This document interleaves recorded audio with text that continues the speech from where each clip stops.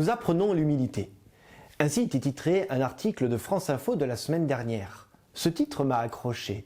Vous me direz, c'est le but d'un titre. Je crois que ce qui m'a le plus accroché, ce n'est pas tant le titre que la photo qui l'illustrait. On y voyait deux retraités septuagénaires debout devant ce qui reste de leur maison, c'est-à-dire quelques briques rouges et surtout des débris d'habitation au milieu d'une végétation carbonisée. Depuis la mi-septembre, les États-Unis font face à des incendies dévastateurs. La côte ouest du Nouveau Monde est ravagée. Les États de la Californie et de l'Oregon sont particulièrement touchés. Rien n'est assez fort pour décrire la puissance, la rapidité et l'impact de ces feux de forêt hors normes. Les fumées, particulièrement épaisses, montent dans l'atmosphère et atteignent même l'Europe. On parle de 2 millions d'hectares touchés et plus de 30 mégatonnes de carbone rejetées dans l'air. Des monuments emblématiques comme le Golden Gate ou la tour de Seattle disparaissent dans un épais manteau de fumée grise. Les villes de Ashland, Phoenix, San Francisco ou Los Angeles sont éclairées artificiellement en pleine journée tellement le ciel est obscurci par ce nouveau ciel irrespirable. Au milieu de ce paysage lunaire, Carole et Frédéric Berger ne peuvent que constater que leur maison, qu'ils ont construite pour leur retraite, est totalement détruite. Ils font alors le constat suivant. Nous devons nous inspirer d'eux. Nous apprenons l'humilité. Ces deux victimes de ces incendies font référence aux Indiens qui peuplaient le Nouveau Monde et qui ont toujours fait face à des feux de forêt. Ils n'avaient pas de camions-citernes ou de lances à incendie. Ils géraient ces incendies différemment. Ils prenaient soin de la terre. La réaction de ce couple, qui peut paraître résigné, démontre une chose. Nous allons devoir tirer des bilans de nos erreurs pour ne plus les reproduire. Nous allons devoir apprendre à vivre différemment, voire plus simplement, dans une plus grande humilité. La semaine dernière, c'est une autre catastrophe qui a frappé cette fois-ci notre pays. Nous en avons pris l'habitude. Les épisodes cévenols s'abattent toutes les fins d'été sur l'arrière-pays montagneux qui borde la Méditerranée.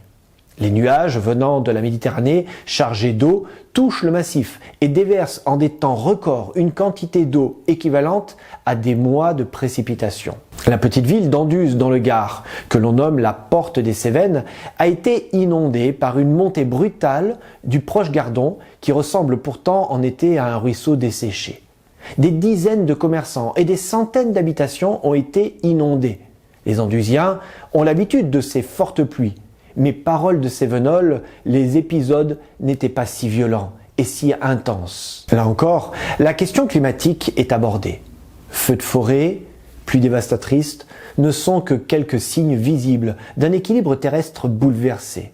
Même s'il reste encore quelques climato-sceptiques, dont certains chefs d'État plus préoccupés par leur popularité ou le PIB de leur pays, la planète entière fait le même constat.